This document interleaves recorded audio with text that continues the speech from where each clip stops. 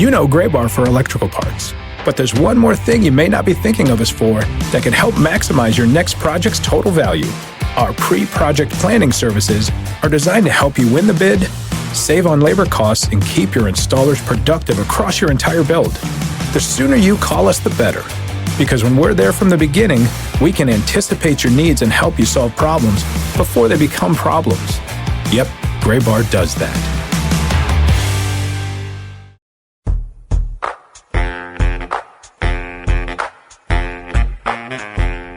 Happy St. Patrick's Day edition of the Show Before the Show podcast. Howdy, Sam. Hello. Hello. Howdy is the worst word to use on St. Patrick's Day. It doesn't have anything to do with St. Patrick's Day. As long as you didn't say top of the morning. Yeah, I don't want to. Nobody actually says that. Ultra cheesy. I don't know where that came from. Hey, welcome in. It's the St. Patrick's Day edition and a milestone edition of the Show Before the Show podcast. This is episode number 50. We made it to the big 50. I know. 100.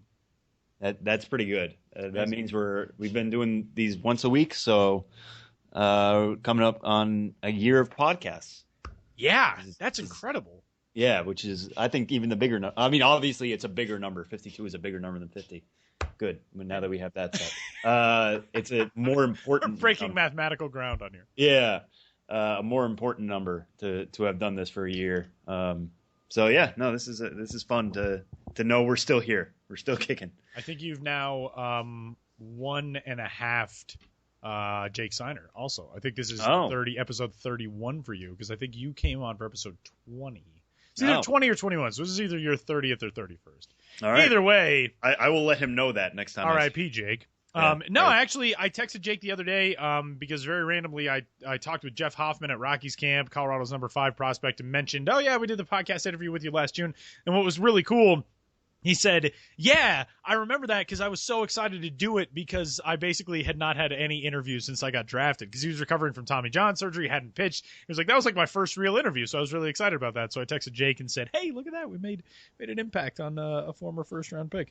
So that's always fun. It's fun you say that, actually. When I talked to Dom Smith down in Florida, it was right after we podcasted, and he was very enthusiastic, saying it was a lot of fun to be on here, which was nice to hear that because it was so much fun to have him here too. So it sounds like we're actually having a small impact on some of these guys we talked to. We're it's like you said last week, it's really cool to kind of put a name with the face of a face to the voice of guys that you've talked to and you've seen pictures of, you watch video of, but to actually meet guys at spring training is such a cool environment because everybody's so laid back, everybody's so excited to get rolling for the season, and so that was a ton of fun, and that'll lead us right into 3 strikes for the 50th edition of the Show Before the Show.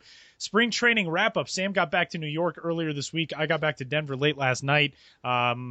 The final few days that you spent down in the Grapefruit League, hauling around, what were some of your biggest impressions from the Grapefruit League this year? Just going back to, one more stop at Braves camp. I know I talked about that a little bit last week. Trying to gather some info for our prospect primers. I think it's really interesting just how much the Braves really do have a plan for Swanson and Albies going forward. It doesn't sound so much as, one of these guys might work out and the other won't, so they're going to let the shortstop situation figure itself out, but they really have paired it together. And they talked about how they really want to have a plan going forward for a middle infield that they can have for years. And it sounds like Albies and Swanson are that middle infield. We've seen a lot of them playing shortstop and second together, flipping between the two positions. So this is not a situation of we're going to let one, win our shortstop position and maybe we trade the other or something or move the other to an outfield spot. They really want that to be a partnership. So at every stop I've made with them, every time I've talked to somebody in that organization, they keep bringing that up of how they dream of Albies and Swanson. So it'll be fun to see what they do with those two guys to start the year. I have a feeling that Albies is going to go to high A and Swanson might get an aggressive push to double A just because they do want those guys getting their reps at short every day. It's obviously a premium position. They want each of those guys to potentially stick there. And they want to give them every chance to do that. But I wouldn't rule out the fact that maybe they will play together, at high A. It would be a less aggressive push for Swanson there. He's only played at short season in the D-backs organization, and then just let them trade off between short and second and let that system grow between the two of them. Another one that kind of stuck out to me, I think, since the last time we talked, I went to Red Sox camp, got to talk to Rafael Devers and Andrew Benintendi about a potential Salem lineup this year that could include those two as well as Yoan Moncada. Those three guys filling the first 4 spots in a Salem lineup, that it should be just absolutely crazy. We talked a lot last year about the Greenville infield that featured Moncada at second, Devers at third, Michael Chavis, former first-round pick, as well, getting some time in third in there, and Javier Guerra, who obviously went to the Padres this year at shortstop. That was a loaded Greenville lineup. Now a lot of those guys are going to get a bump up, and throw in Benintendi in that mix. That lineup should just be crazy. The Red Sox weren't willing to confirm yet. It was still early when I talked to them that Benintendi is going to go to Salem. But given their history of sending college guys that they take in the first round to that level, that seems to make sense for him. He could get a push early up to Portland, if he shows that continued offensive presence that he showed everywhere, starting at Arkansas, moving along right into the Red Sox system last year. But for at least maybe the first month, we'll get to see that lineup together, and that should be really excited. And Devers and Benintendi were just equally excited about playing in that lineup. And the Red Sox have a really good young core of position players right now. So to have a lot of them together like that has everybody in the system so excited. That was the number 2 rated position player group, I believe, correct? Yes. So yes, that right. is and all of the top end talent is probably headed to one roster. Yeah, and that's when I wrote the under-21 talent, too. I gave the Red Sox, along with the Dodgers, A-plus grades for their under-21 talent, and with the bulk of it also going to Salem, and then Anderson Espinoza going to Greenville to start the year in what will be his first full season. I mean, that's just the bottom 2 rungs of the full season rosters in the Red Sox system are going to be the ones to watch, at least in April. Also, as it pertains to Greenville, I was told last week there is a Greenville Drive reference in the latest season of House of Cards, which evidently dropped on Netflix 2 weeks ago, I want to say. But apparently Frank Underwood, Kevin Spacey's character, makes a comment about how he had a disastrous first pitch at a Greenville Drive game. Have you ever seen him throw a pitch in the show? No, I've not. I watched the first season of that show. I haven't watched it since. I watched the first season and then into the second season and then realized it was not good. But if you can find, I felt like the same way. Everybody's like, "Oh, it's the best show." I don't know. No, his southern accent's terrible, and it creeps me out. I love West Wing, and I love Veep, and I love political dramas. Yeah, that was just soap opera. Yeah, I wasn't into it. But anyway, if you find it has an MILB reference. Yeah, you find the GIF of him throwing a pitch. It is not natural at all. Like, it's just the stiffest, like he releases from the elbow instead of from the shoulder. It's like a flick. It's horrendous. Something that Kevin Spacey cannot do. Yeah, great for the Greenville Drive for getting a reference in that show, but that show doesn't really do well with baseball. That'll be the next thing. We'll have the House of Cards night in Greenville. I'm surprised we haven't actually heard that yet. Anyway, That'll be a discussion with Ben Hill for a time to come. Right. Yeah, last stretch for me in the Cactus League. I did get to see Julio Urias, which was very, very exciting. That was last Friday at Camelback Ranch at Glendale. That was a very electric first inning of work for him. His second inning of work showed you, kid's 19, and got lit up a little bit in the second inning. Didn't even make it through. First inning he worked, which I believe is the 7th in that game against the Angels. Struck out the side on 9 pitches. Got a standing ovation walking off the mound. Second inning, it went walk, single, double, RBI. It was, kind of what you expect to see from a 19-year-old in Major League camp. But if you're the Dodgers and you look at the ceiling of that first inning that he worked, that is best case scenario. And I tweeted out, it was a sellout crowd, and those people got a glimpse of what they're hoping to see in a Dodgers uniform for, 15, 20 years in Julio Urias. And he is filthy when his stuff works. So that was probably the most intriguing thing that I saw from a talent standpoint. But I really got a chance to drive all over the Phoenix area and check out camps. Went to the San Francisco Giants complex, talked with Shane Turner, the director of player development there, who is, and I said this to him at the end of the interview, not just blowing smoke, probably the most fascinating player development guy that I've interviewed. The way he explains just kind of next level things was so far beyond my understanding of the intricacies of baseball. It shows you really how intelligent those guys are and all the work they put in. The conversation that we had was surrounding Christian Arroyo at the point where, he first blew my mind, which was talking about Arroyo being a prospect who can hit anything. And he knows he can hit anything. But being a professional hitter is not about learning how to hit everything. It's about learning what not to hit. So when you see a pitch and you think, yeah, I can make some solid contact with that, if you know more times than not, it's probably just going to be a hard ground out to one side of the infield, maybe lay off that pitch. Take the strike there and understand that a guy has to beat you 3 times in that spot in order to beat you in an at-bat. That kind of advanced level approach with a hitter is insane to me. And so that's for our prospect primer story, which is coming up toward the end of the month. That was really cool to get a chance to talk to him. I drove over, actually caught an Arizona State game at the former spring training home of the Oakland Athletics Phoenix Municipal Stadium, and checked out their old backfields at Papago Park, which is now City of Phoenix Youth Sports Complex. That was really cool. Spent some time at Rockies and D-backs camp at Salt River Fields at Talking Stick, which is the best baseball facility on the planet for my money. There got a chance to catch up with last year's top-rated MLB draft talent, Brendan Rodgers. We'll be hearing that interview coming up later on in this edition of the show before the show. I was really impressed with Brendan Rodgers because there were a lot of things that floated around about him toward the end of his first professional season, that people felt like he was overwhelmed by pro ball, felt like maybe his energy level wasn't there toward the end of the season. That's a kid who came to work in camp. And, he's 18 years old. He's a behemoth, really big kid. You could tell he spent the offseason putting on some, I don't want to say bulk, but I think rounding himself out to know that it's going to take that extra strength, that extra stamina to make it through a 140-game season. So we'll hear from Brendan Rodgers coming up a little bit later on in the show today. Talked with Jeff Hoffman for a Q&A that's up on MILB.com right now as well. Actually up over on the Mill Perspective side on the blog. Went over to Indians camp, checked out Reds camp a little bit. But one of my most interesting stories came from Angels camp. And that is a thing that you would not think would play into a minor league baseball prospect focused site right now. But that's kind of the reason why. I went and talked with Mike LaCasa, who is the 30-year-old director of player development on the Angels side.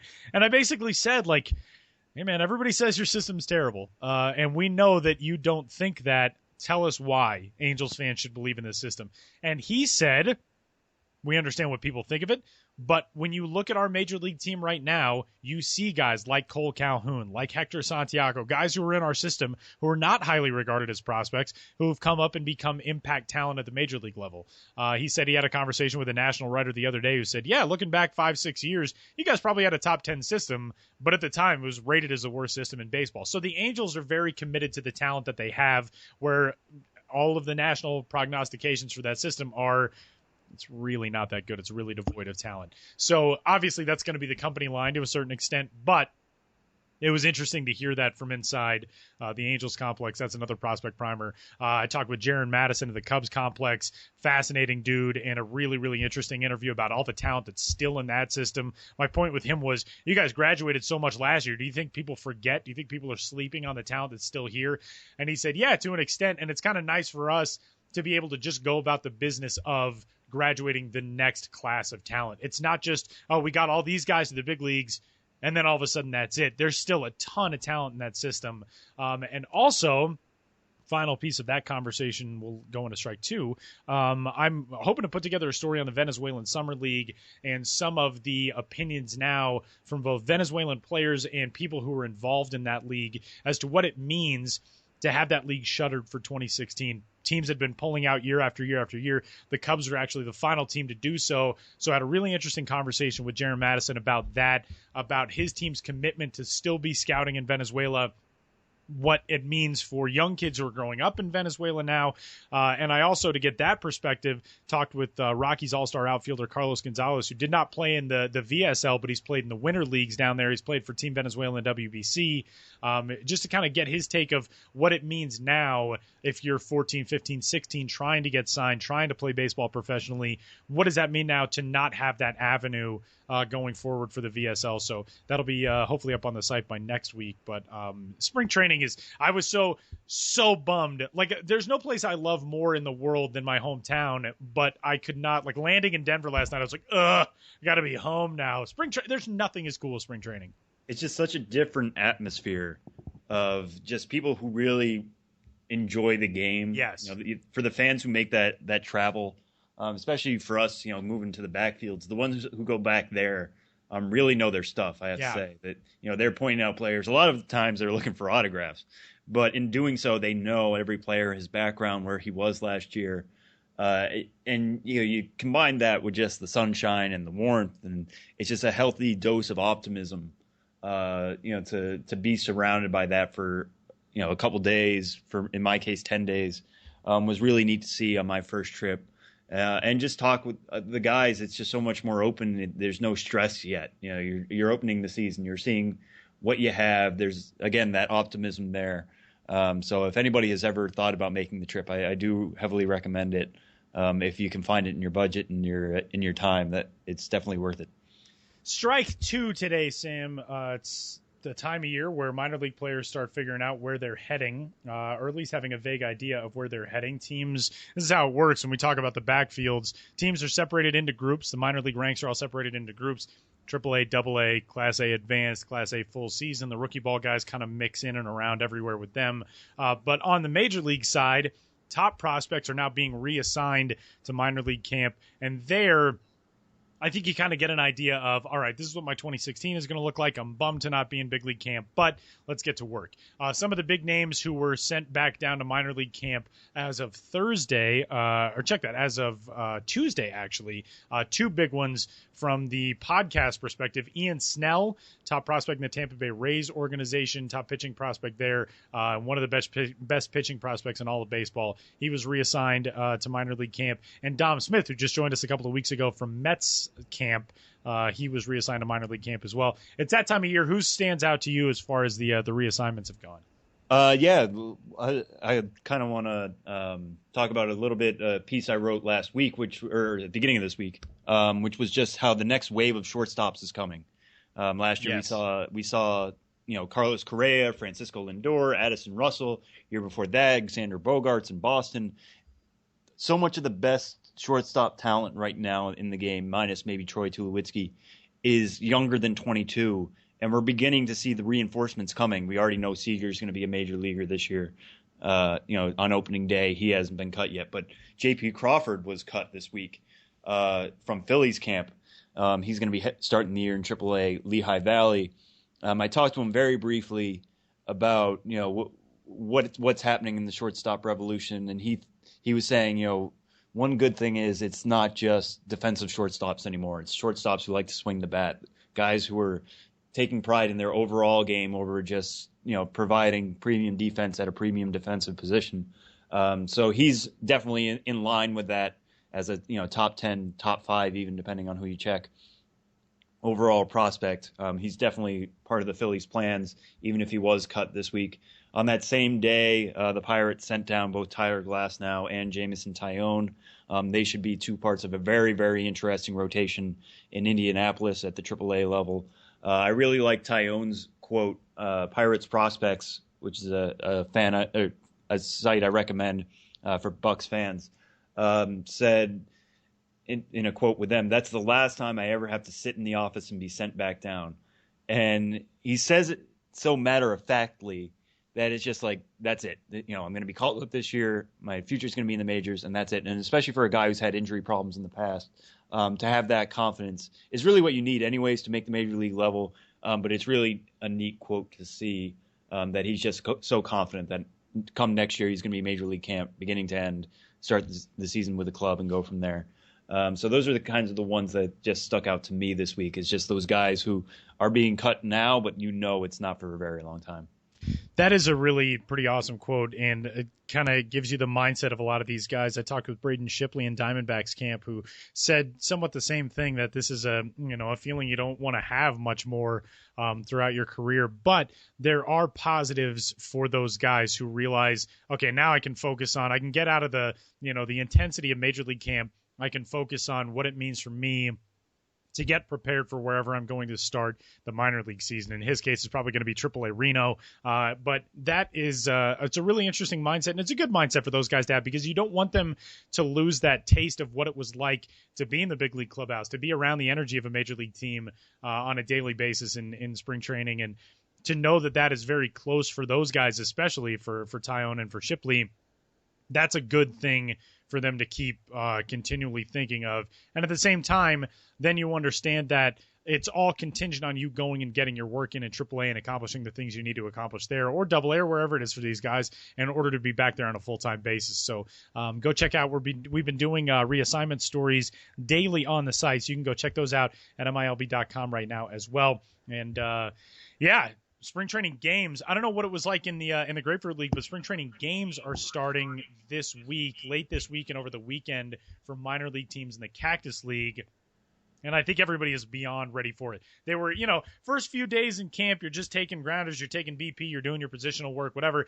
And then you get into inter-squad games, and there were some really good. Rockies camp really especially stood out. There were some pretty intense games going on. I mean, guys were really, really into it, because it's not the drudgery of just doing position work, just doing drills. But once you are able to finally get out and lace it up against an opposing team, that's when it really starts feeling like baseball season.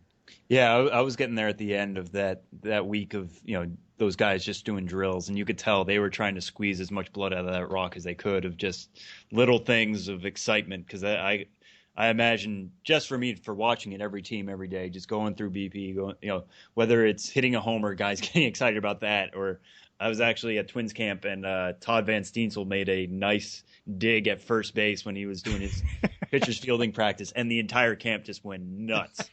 And he was doing a dance, as we expect Todd Van Steensel to do, friend of the pod, friend of the site. And so that was really funny to see. But yeah, once these guys get into games again, they're starting to face new competition, faces they haven't necessarily seen yet. That's when it gets really interesting. Funny that you mentioned Todd Van Steensel, because he posted on Instagram a photo of himself coming off the mound trying to field a grounder, and it says, quote, "Spring training where we do PFPs every day, so I'm prepared to field the ball the 3 times a year it gets hit back to me." So that's kind of preparation, man. You got to do it. Yeah. I was talking with Rockies farm director Zach Wilson, kind of about the same thing that you were talking about, squeezing the blood out of the rock. And what he said is so different about spring trainings now.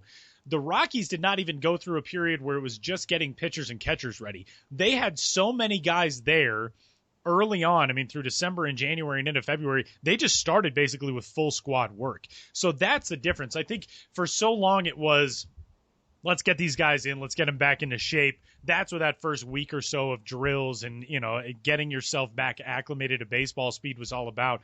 Now, guys are there. I mean, guys live at the facilities, it seems like, over the offseason. And so they're doing their work. They're there with the coaches. They're there with the training staff. They're there with the strength staff. So that is a very different thing about spring training nowadays versus what it was, even 20 years ago. Yeah, this is the most exciting time of the spring for guys on the minor league side, because it means that baseball is very, very close when you start scrimmaging between organizations. So that's our spring training roundup for this week, if you will. We will have more from spring training coming up here in just a little bit. Rockies top prospect Brendan Rodgers will join the show from an interview down at Cactus League action at Salt River Fields at Talking Stick. And Strike 3 this week is a story that we really are kind of, a little bummed to have to address in the way that we have to address it. But a story that came out yesterday from Outsports, which is a gay sports news site, the leading gay sports news site, and is always one of the really interesting voices to listen to as it comes to the issue of gays in the professional sporting world. And a very difficult story that came out from them on Wednesday.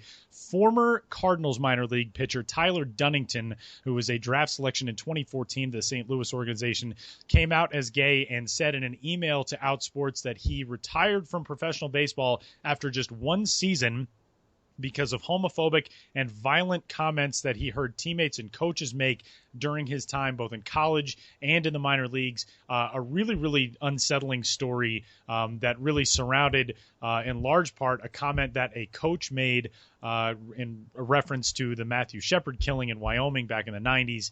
A really, really disturbing story to have to discuss, and it shows there's a lot of work still to be done on the inclusion side. And we've had Billy Bean on the show, who was MLB's vice president of inclusion. You knew it wasn't going to be an easy road. You gained a lot of confidence in the movement when David Denson came out and was met with so much really love and embrace from the Milwaukee Brewers organization and fans around baseball. But this is a story that shows the ugly side of that. And it's awful for anybody to have to think about that. But for what Tyler Dunnington had to go through, you don't want anybody to have to go through that. And just the courage he showed by telling his story. I mean, it undoubtedly is not the only person to have gone through this. The amount of people in sports. David Denson is not the first gay baseball player ever. He's the first one to come out. And Tyler Dunnington is not the first gay baseball player to ever to go through this type of. And he's not the only one in the minor leagues right now either. Exactly. Those are just numbers. That's just society. Right.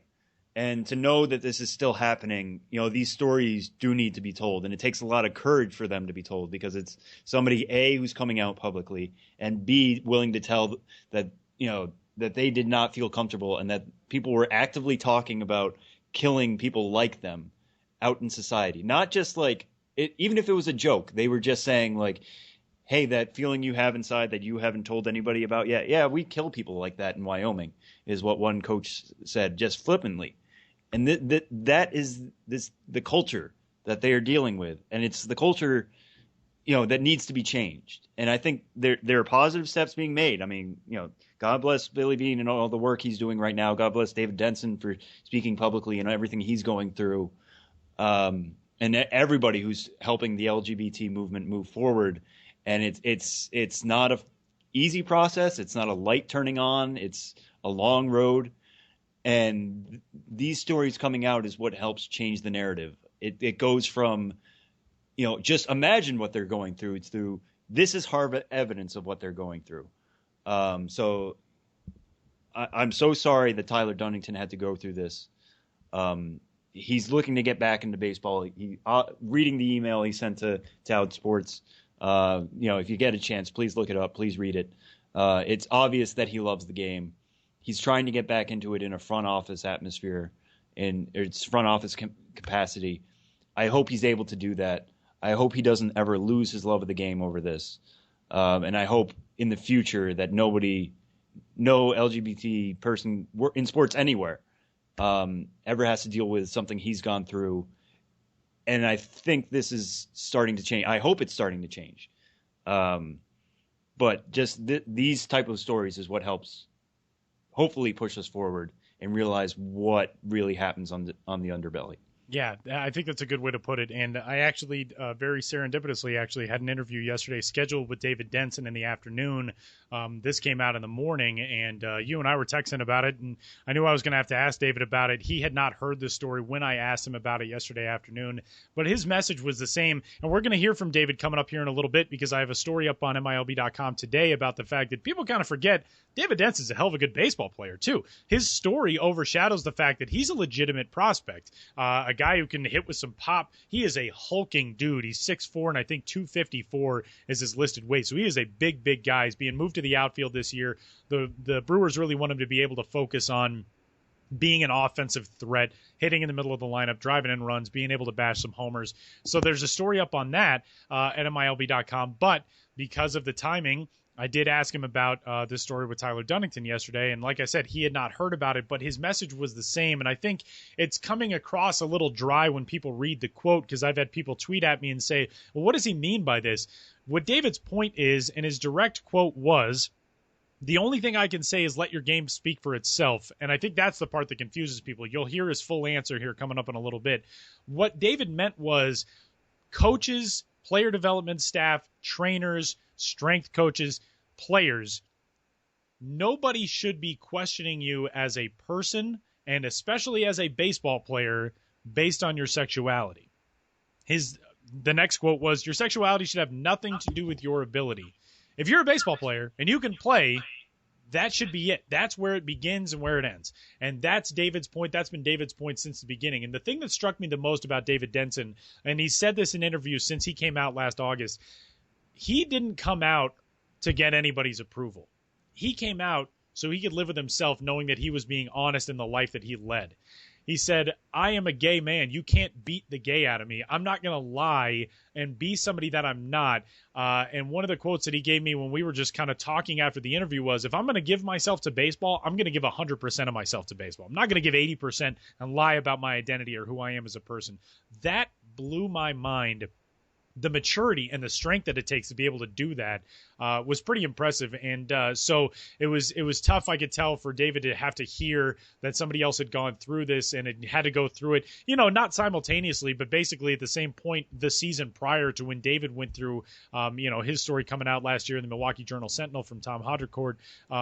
So it really shows you the road that is still to be walked and the work that is still to be done. And yeah, I mean, you feel awful that Tyler Dunnington had to go through this, but you hope that the bloodletting of him telling this story ultimately furthers the cause of inclusion in baseball. And I hope he gets a sweet front office job out of it, because he sounds like a smart kid. Went to, played at the professional ranks, went to a good baseball school in Colorado Mesa College. Get this kid a sweet front office job, somebody. He was last fall, I guess, was at the MLB Diversity in Sports Summit. Somebody give this kid a job. He sounds like an awesome kid. Yeah, and he's certainly doing the right things in terms of trying to get into a front office, like anybody else would. So, we certainly wish the best for him all going forward, and hopefully somebody gives him a shot and he can show everybody what he can do, out in the open and who he is, for everybody to see.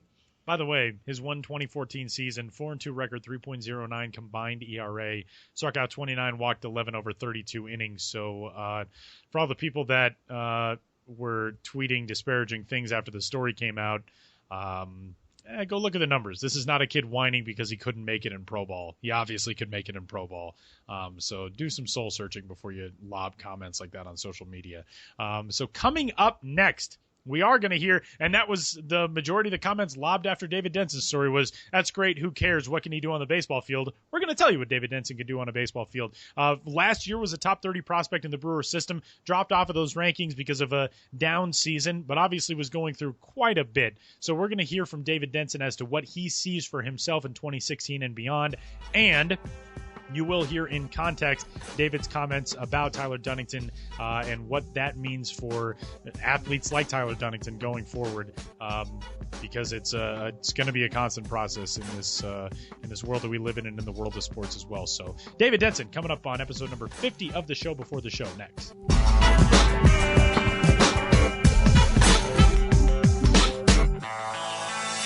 How's, I know you just got down a few days ago, but how is it getting back into the routine? It's actually great. I'm loving it, loving being back on the field, loving being back around my teammates, and just coming out here and playing the game. Let's talk a little bit about last season and being able to finish really, really well and finish in full season ball, get back to Wisconsin and all that. I know that's something that seems like it served the Brewers really well. I know when you went back down, Monte Harrison did the same thing, and it seems like that kind of gets guys into a role. What was it like going back to the Pioneer League and getting to be around, teammates you're familiar with, the setting you're familiar with, and get yourself, righted and feeling pretty good at the plate? It actually felt great. It actually allowed me to go down and open up my eyes a lot. It allowed me to get there and actually zone in on what I needed to work on, especially when it came to, nobody wants to be sent down, obviously, but when that comes into play, all you can think about is you got to get stuff done. Yeah. Go out there, take care of what you need to take care of, and stop pressing so much. Yeah. Just let your skills take care of itself. What do you think is the biggest adjustment from making that leap to full season ball, going back and you kind of get to see maybe, I don't want to say a watered down version, but a kind of a less strenuous version in the Pioneer League of what you're going to see when you make the climb? Did you notice things differently? Did you observe them differently when you got back into the Midwest League than what you saw at the beginning of the season? Yes. What I can say, the only couple of differences that I seen or that I experienced was, one was mindset, for one, and two is consistency. When you get up to a full season, your mindset has to be completely different. You have to get into the mindset that you're going to be doing this every day for a full season, and you got to do whatever it takes to get your body into that shape.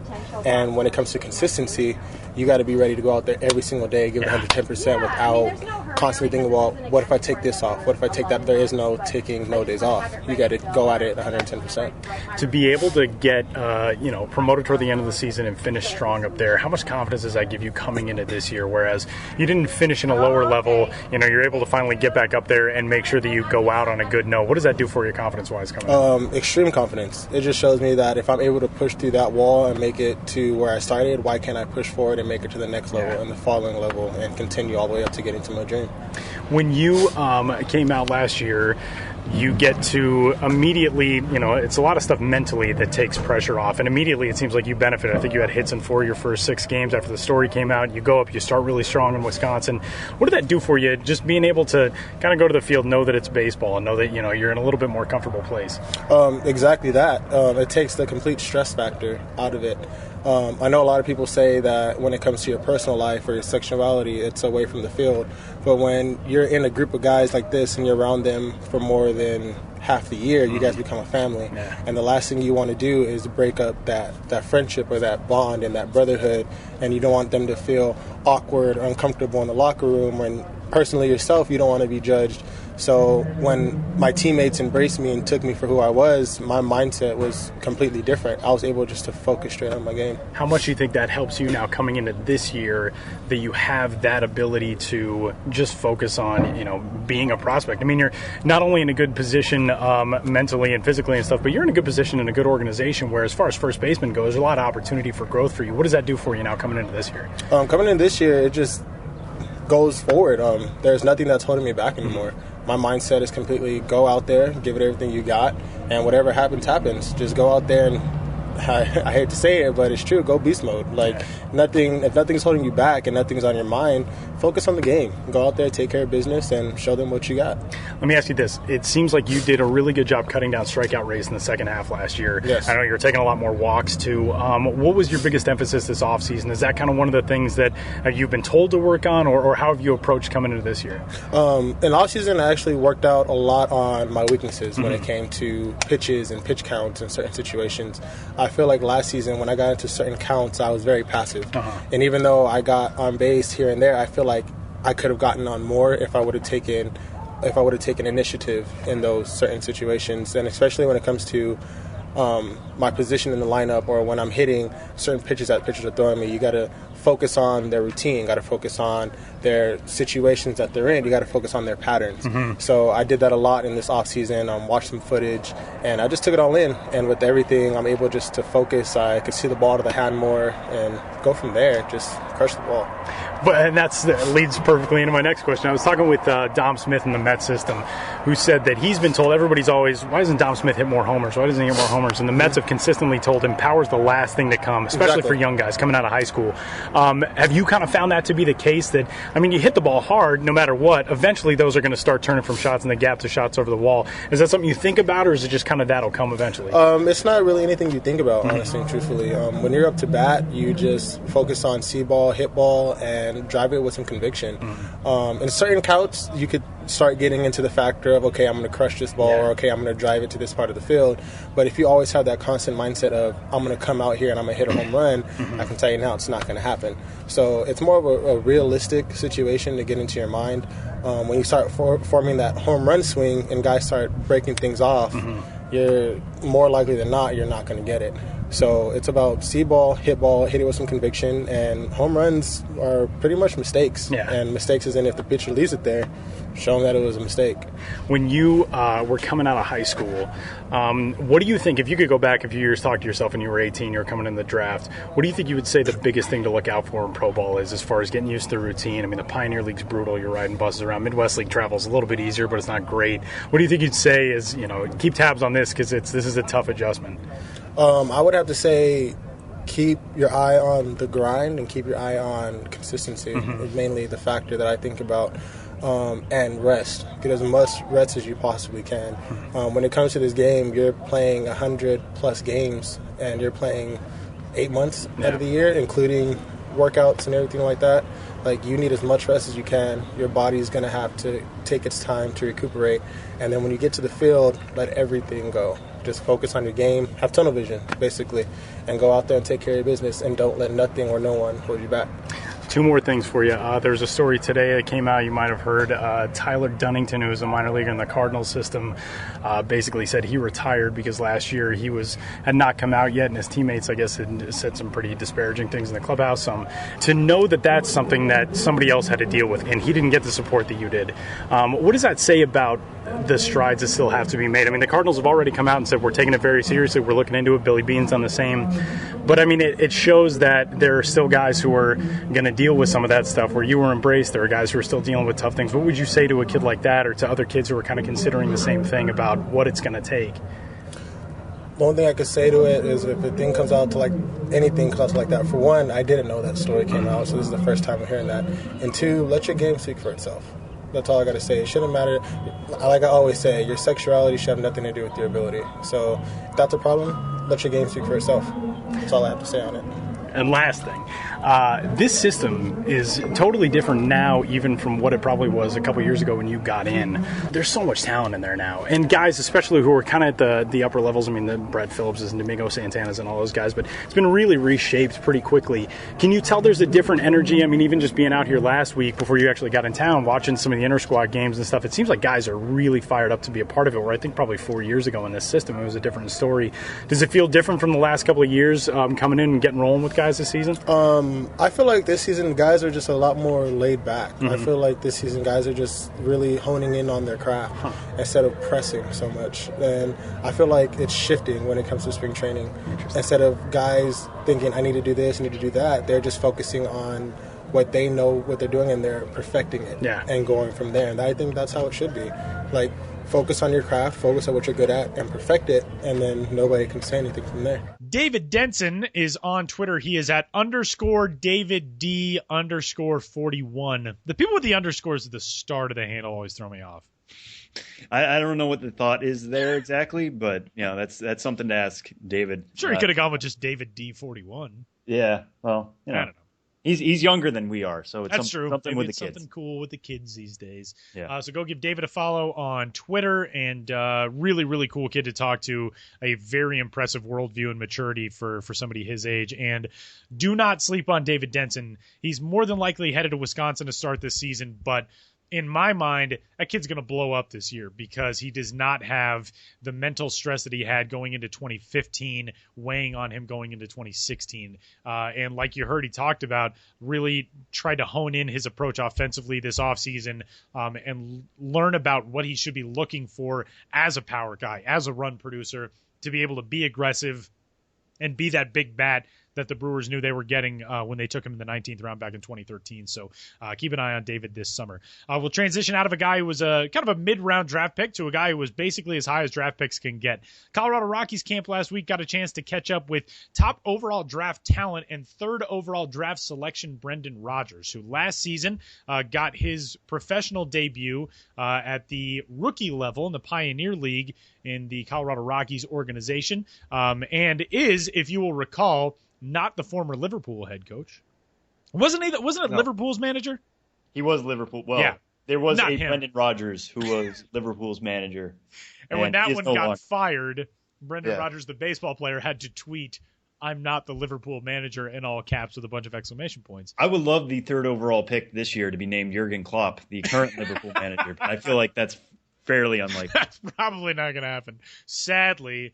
But Brendan Rodgers, the baseball player, last year 37 games with rookie-level Grand Junction, / 273, 340, 420, and the majority of that really came in the second half. Really struggled in his start to pro ball, dealt with some nagging injuries throughout, and then still put up a pretty impressive line at the end of the season. But Brendan Rodgers, another really impressively mature kid at just coming into this season, 19 years old. I said he was 18 earlier in the show, but got a chance to talk to Brendan Rodgers coming off of what was very much a roller coaster rookie season and get an idea of what he's looking forward to here in 2016. I know instructs are kind of similar to this, but how's first spring training feel like? Great. Just go off to a good start.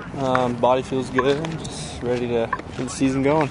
You had such a long year last year, and it was like, get done with the season, sit around, take grounders, take BP, like do what you can to stay in shape, but then you're going to New York, you're on MLB Network, you're working out for scouts, doing private workouts, whatever it is. And then by the end of the season, were you just exhausted? Like, how do you handle getting into pro ball after waiting around for so long? It was tough to get back going again, but they gave me those 2 weeks off before the season started, so I didn't get to really like see live pitching or anything. So my season ended April 20th, and I didn't get a first start till June something. So I had a little time off to just hang out and not hang out, but kind of get back in the feel of the game. So, but I mean, I think it'll be different this year. Just start off strong and hopefully just finish strong. I mean, hopefully you'll have a good year, stay healthy is the biggest part, and hopefully everything goes well. That's what you did last year. I mean, you came on so hot in the second half of that season with Grand Junction. Is it kind of,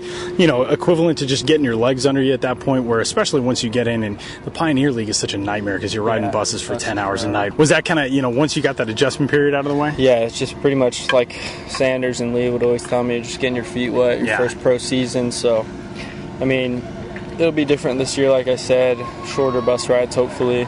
And that was just getting used to travel, playing every day, everything like that was just, I had to get used to. So, and now I'm getting used, now I'm used to it. Still used to it. So when you step into a camp like this, and I mean, obviously you were here doing work and instructs, and your off season sounds like, talking with Zach, sounds like your off season was great and all that. What's the biggest thing day to day now that you're either working on or that you're just trying to get acclimated to? Is it just kind of getting back in the routine of being out here every day and busting your ass from under 80 degree sun and working from 7 o'clock in the morning, whatever it is? It's pretty much just seeing pitches. Like we've only had two live BPs till now, so now I'm seeing like live game action, and just kind of seeing pitches, getting my timing down and stuff like that, and hopefully be ready for the season when it starts. You guys had such a talented roster last year. I mean, you get to come in with Tyler on one side of you and Mike Nickerack's on that team, Peter Lambert's on that team. To come in with a bunch of guys who are kind of in the same boat. I mean, a bunch of fellow high school guys. How much does that help when, there are people who are going through it at the same time as you, and you can all bounce things off of each other? It's good to have a lot of young bucks on the teams, including me, and just you kind of pick their brain. Even the young guys pick their brains, pick the older guys' brains, just how things work and stuff like that. And we all had a pretty good year, and just hopefully carries over to this year. We all get to play together, and hopefully we all have a good, healthy season. 2 more things for you, man. This feels like a really, really good energy level at this camp. I've been at a bunch of different complexes this week, and inter-squad games, dugouts aren't exploding and like guys are cheering and going nuts and stuff. How much fun is that for you guys? And secondly, I mean, the culture that's being built here right now, where it feels like there's a really good group all coming up together, and you guys are mingling with the big league guys. Big league guys are out here, and I mean, it's all kind of one and the same mission. How exciting is that for you to kind of be a part of that and really be a part of the genesis of that? We definitely have a lot of team chemistry, especially most of these guys are from Junction and Boise, so we're all getting to know each other and play as a team and play with that high energy. And I mean, we don't really give it much less than 110% every day. So I mean, we're all going to take it seriously, and even inter squad. So. Last thing for you, when you approach a season, and I guess this story could change a year from now or 2 years from now, or however, as you get deeper into a career. Do you set personal goals for yourself? Do you set I want to see some time at this level? I want to make sure that I'm accomplishing this. I want to have this many whatever. Do you do that stuff, or is it just kind of get in, feel healthy, start strong, get on a roll?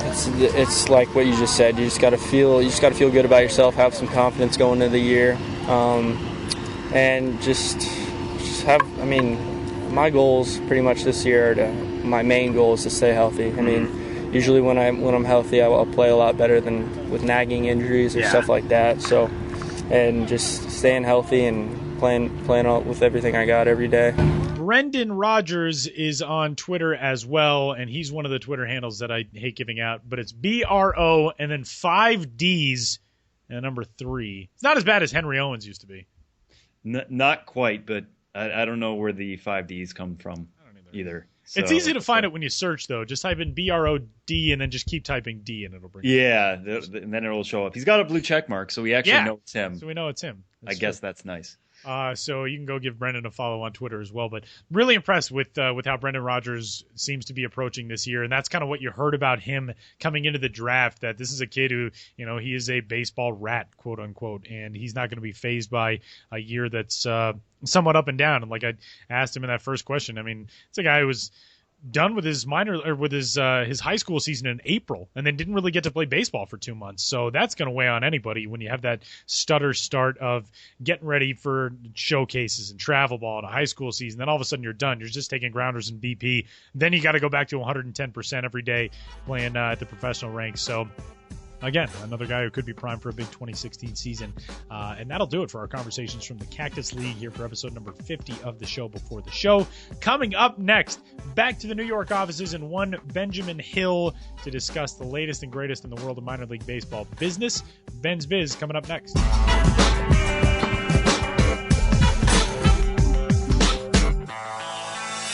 Drawing ever and ever closer to the day when we're going to have actual promos to talk about for the 2016 season that have come and gone. Benjamin Hill joins the show for this week's edition.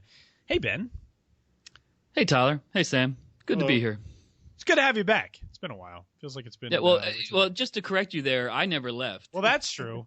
That's true. I always like that, on TV when I think it's Brent Musburger always says, "When you come back," referring to the audience. The audience isn't going anywhere. They're sitting at home watching you on TV. You're the ones taking the coverage away. But meanwhile, Brent Musburger is not going anywhere from where he is when he says to come back. Exactly. Oh, well, yeah, that's true. Anyway, all right, I don't know. Yeah. Hey, Ben. Yeah, happy St. Patrick's Day. Hey, yeah, happy St. Patrick's Day. What is the green situation in the office today? It's not very green. I decided to wear a cubic zirconia ring. Okay. A sham rock. Oh. No. My dog is giving me a very perplexed look at that joke. I don't know about that one. That's good though. I had not heard that before. It's made it up on the spot just for you. That is solid. What's are you into we haven't the weird thing about St. Patrick's Day, it's one of those holidays that the major league teams take advantage of. Throughout the minor league season, anything that's a holiday, there's a billion teams now that celebrate Christmas in July. But the major leagues team do St. Patrick's Day with the green hats and the green jerseys in spring training. It's kind of weird. I feel like we don't see a ton of spring training, St. Patrick's Day related minor league stuff. Yeah, well, they're not going to wear green uniforms on some backfield complex. And I think, the minor leagues capitalize on every holiday in an off season or have an off season holiday in the season. But I think with all the focus on spring training on the major league side, with March Madness starting today, with them gearing up for their own seasons, I think St. Patrick's Day gets a little lost in the minor league world. But some teams do the halfway to St. Patty's Day kind of late summer kind of promo and have green beer and corned beef and cabbage and that sort of thing. But I think minor league teams should up their St. Patty's game. It's not very represented. Well, at least we're doing it in a holiday spirit for this edition of Ben's Biz Banter, and we're going to start things off with some ballpark news from Florida. There is a new spring training facility going up in West Palm Beach, which will be the spring home of the Washington Nationals and the Houston Astros.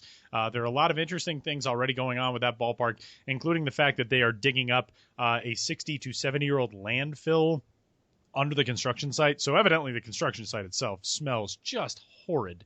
But they say they haven't gotten any complaints from anybody around the site, so there's a positive. But what does this mean, Ben, for minor league baseball? Because it's a spring training facility both of those teams want and need.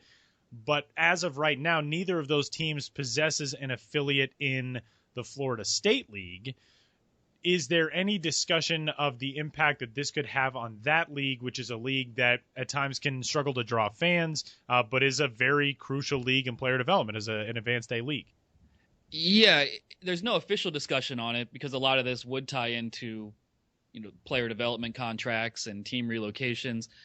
So there's no official word on it at all.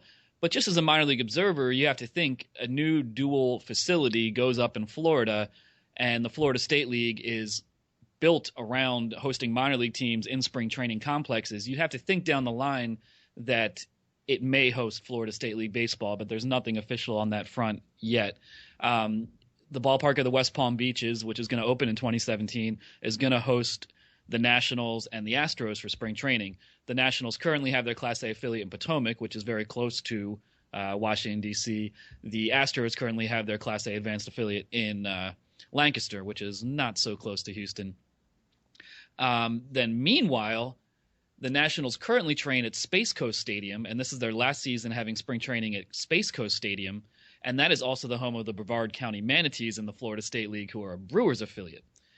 But after the Nationals are done training at Space Coast Stadium, the Manatees will come in, it'll be business as usual, but then sometime after the season, a new tenant is supposed to take over the lease at Space Coast Stadium, and that's a youth sports organization, and it appears they won't have room for the Manatees at Space Coast Stadium. So then it becomes what happens to the Brevard County Manatees, and is that conundrum solved by bringing a Florida State League team to this new ballpark being built at the ballpark of in West Palm Beach? So there's a lot of moving parts and nothing official. It's just something to speculate right now. But I think minor league observers are certainly observing, because when you're an observer, that's all there is to do. And how much effect would this have on the other leagues? Would it just be as simple as the Brewers moving over? Would it have to be one of the Nationals or the Astros affiliates? What kind of domino effect would this have potentially? Well, you'd think that ideally, in the same way that Roger Dean Stadium hosts the Cardinals and Marlins for spring training and has each of their Class A advanced affiliates play in the Florida State League during the regular season, you have to think that in a perfect world, the Nationals and Astros would want their Class A advanced affiliate in that facility as well. There's not room in the league for both of that, and there's not too much room for movement in the league because there's 12 teams in the Florida State League, and 9 are already owned by the Major League Club, and 11 of them already play in a existing Grapefruit League spring training facility. So there's really not too many options in terms of how that league could maneuver. So there's a lot of moving parts right now. If I had to guess, the Brewers, who are the parent club of the Manatees, might be forced out of the Florida State League in lieu of the Astros or Nationals trying to get their affiliate into the ballpark of West Palm Beach. But again, it's too early to tell this stuff, but just a lot of moving parts down there in Florida right now. And then other potential issues that are not as far down the line, such as the Toronto Blue Jays, which have been in Dunedin since 1990. They really want to replace Florida Auto Exchange Stadium, which also hosts their Class A advanced affiliate. So there might agitation for a new ballpark for Toronto as well. They're trying to do it in Dunedin first, but if that doesn't work, they'll explore all options. The Braves want out of their current situation. Maybe a Blue Jays-Braves dual facility down the line is something that might be talked about. Like everything else in minor league baseball, just a lot of moving parts, and just kind of something to keep an eye on as the year progresses. Yeah, those dominoes are constantly falling. And that level always seems like it's kind of in flux, maybe even more than others because of ballpark situations that dictate that. And there's always the discussion of what's going on in the California League. There's a situation right now between the High Desert Mavericks and the city of Adelanto, California, of course. And Bakersfield is always up for discussion. So keep an eye on the High A circuits because they could look considerably different, I would imagine, in the next few years than they do today. Ben, let's move along to the Double A Eastern League, where the Harrisburg Senators have won up the Miami Marlins in bobbleheads. Marlins have like 1 billion normal-sized ones, and the Senators are opening up what I would think would be a sweet setting for a horror movie one day. Tell us about the Bobblehead Hall of Fame of life-size bobbleheads. Yeah, the Harrisburg Senators are opening up this season the life-size bobblehead Hall of Fame. And this is not a Hall of Fame for bobbleheads, like pre-existing bobbleheads. They are making their team Hall of Fame, honoring the best players in their franchise history via life-size bobbleheads of all of their Hall of Fame inductees. And I think that's just a great idea because a lot of teams have team Hall of Fames, and usually it's just a plaque on a concourse wall or something like that, and that's great.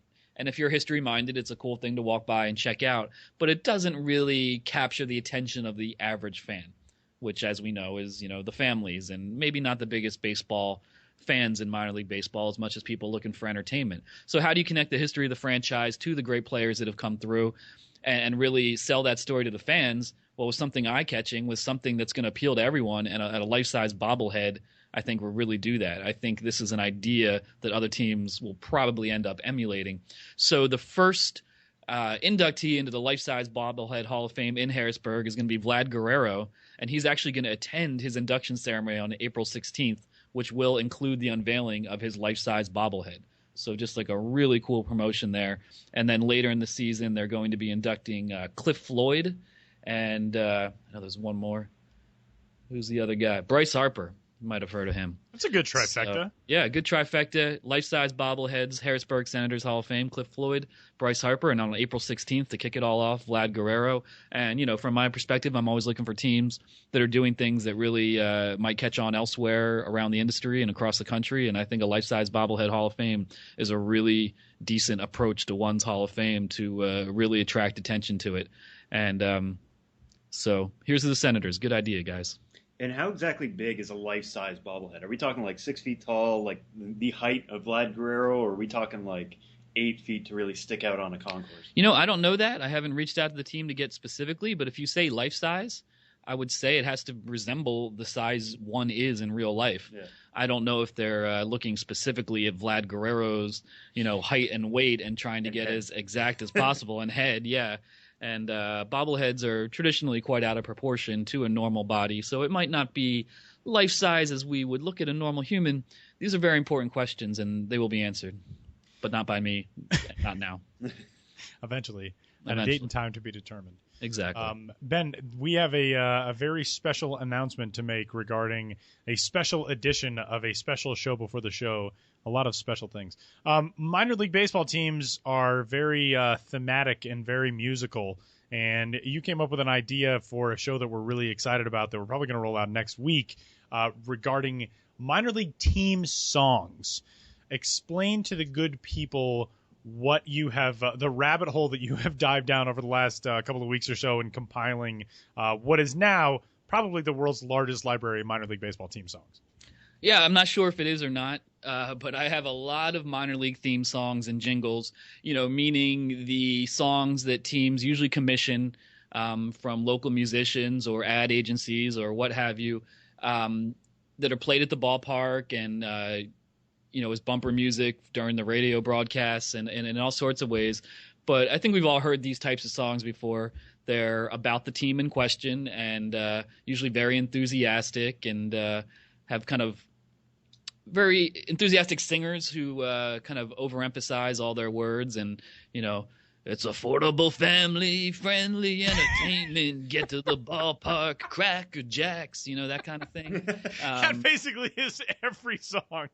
They're hilarious. It really is. They're hilarious, and you're right, it's a rabbit hole. And once I started researching this, teams, I put it out on Twitter, and, one thing led to another, and teams were contacting me. I was contacting them. I was getting backstories of various songs. So we're going to have an all minor league baseball team theme songs episode of the podcast with I put together a playlist yesterday. It's probably got about 20 different tracks. I had to do some cutting, a few interviews surrounding some of the more interesting songs. And we're going to kick it off with the Hartford Yard Goats Eat It Up jingle, which was announced a couple months ago and spurred me to do this. It's an idea I've had for years. I mean, not on the podcast, but to do a blog post or something. And I just never quite got around to it. And, this is the ideal forum for it because as opposed to a blog post or an article with just like a lot of embedded content, this can be a real-time thing. And I think we're going to have a lot of fun with it. So minor league baseball team theme songs, special episode of the show before the show, coming soon, certainly in the month of March. We live in a world where this word gets thrown around too much, but the Hartford Yard Goats song is epic. That is an epic dive into, they went for let's go with a cheesy 80s sound, but let's also make it fitting with the identity that the Yard Goats have created and that it's just ridiculous and awesome. That one, that's going to eat it up. Off. Eat it up. Eat it up. Yeah. Also, I worked in Altoona in 2012 as a radio broadcaster. I just got Everybody Loves Curve Baseball out of my head like a week ago, and so I'm glad that we'll be doing this with that song included, and I'll get to experience another 4 years of it. It's awesome. Baseball. Everybody loves curved baseball. Oh, man. And I need to get the backstory of that one again because I remember it being very weird. Yes, yeah, no. That's a good one. But I guess instead of me singing snippets of songs, it'll be a lot better when we play them. Stay tuned. And then Benjamin Hill play them over and over again themselves on the podcast. Yeah, that's true. You guys can do all of your own rewinding. Rewinding. You can send yourselves to the loony bin by subjecting yourselves constantly to the same played jingles over and over and over. Benjamin Hill is on Twitter. He's at Ben's Biz there. You can also follow the blog, bensbiz.mlblogs.com, and more stuff coming up to the site as well. And later this month, get set for the MILB team song edition of the podcast, and we're excited for that one. Ben, we'll do it soon. Yeah, we will. Opening day is coming up, and I think there's so much to talk about, but, I got to put some travel itineraries together. Yeah, too. you do have to do that. We're going to be talking about that in the very near future as well. Good. Very good. Well, we'll look forward to that as well. And, again, go give Ben a follow on Twitter. He's at Ben's Biz, and we'll talk to you next week, Ben. All right. Happy St. Patty's Day. Hey, you too. Thank you.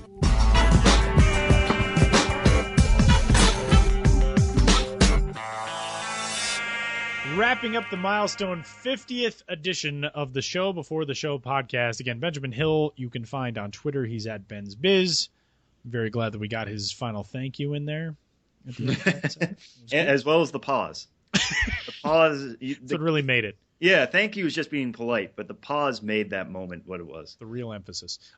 Just as a side note, none of us have 14-year-old children, but Sam, if I worked in the office and you had a 14-year-old son, a la Drake LaRoche that you brought in every day, 14-year-olds are like the most annoying people on earth.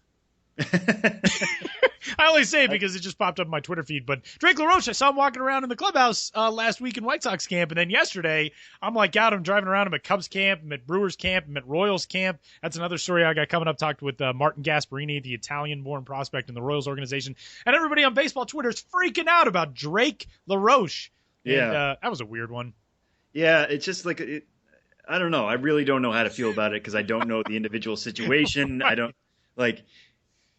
Everybody was making good points in that, you don't just bring your 14-year-old to work every day. Yeah, but at the same time, it's also a different atmosphere in a club. Like it's just a clubhouse. Yeah, like, true.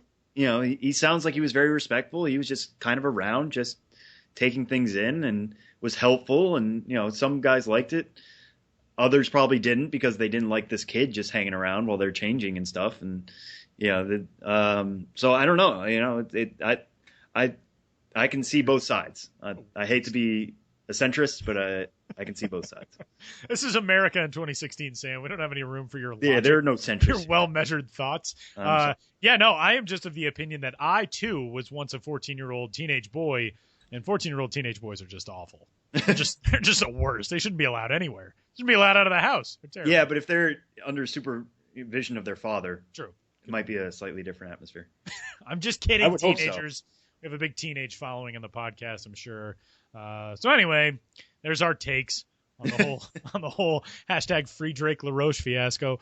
So that's going to do it for the 50th edition of the show. Coming up to MILB.com, Sam Dykstra names the Los Angeles Angels of Anaheim the top minor league system in baseball next week, I heard. Yeah, let's not tease it that way. I mean, I respected their thoughts in your story the other day. Of they have pieces in their system and they can hopefully build on those pieces, but they're not at the top. That's how I'm going to tease that. They are not at the top. Where else are they going to fall in the 29 other spots? Who knows? You'll have to read on Monday. But yeah. Overall farm system rankings. That's the overall farm system coming up on Monday. Yep, it's going to be good. I'm excited. Angels not at the top. Everything else you can find. That's the one certainty. Everything else is fluid, but that will not be number one. Right. Probably a handful of other systems you could guess will not be number one either. So keep an eye out for that on MILB.com as well. And I've got, like I teased earlier, a story coming up on the Venezuelan Summer League, and we'll have some good stuff between now and next week. And we will also get to our special edition of the Show Before the Show podcast, which will be all about minor league team songs with Benjamin Hill. That's going to be a heck of a lot of fun to put together, so be on the lookout for that as well. That's going to do it, I think. That wraps us up. 50 shows. 50 shows. Should have done a clip show. Pretty good. Should have made it like a Simpsons anniversary. Well, that's okay. We did it the right way. We did we podcasted the right way. Hashtag the right way. Podcasting the game the right way. Yeah. Give Sam a follow. He's on Twitter at Sam Dykstra, MILB. I am there as well. I am at Tyler Mon. And Minor League Baseball is at MILB Also, rate, review, and subscribe to the show before the show on iTunes. We forgot to tell you to do that earlier on, but give us a rating and a review and a subscription there. We're still climbing the podcast charts. Even Jake Seiner, former host of the Show Before the Show podcast, when we were texting the other day, said that he had noticed that. He was searching for baseball podcasts and saw us pretty high up in the rankings. So give us a rating and a review and a subscription. And, we'll do it again next week. Talk to you then. Yes, we will. Number 51. 51! Now we're the second 50. The Randy Johnson edition. There we go. Talk to you then. Break the heat.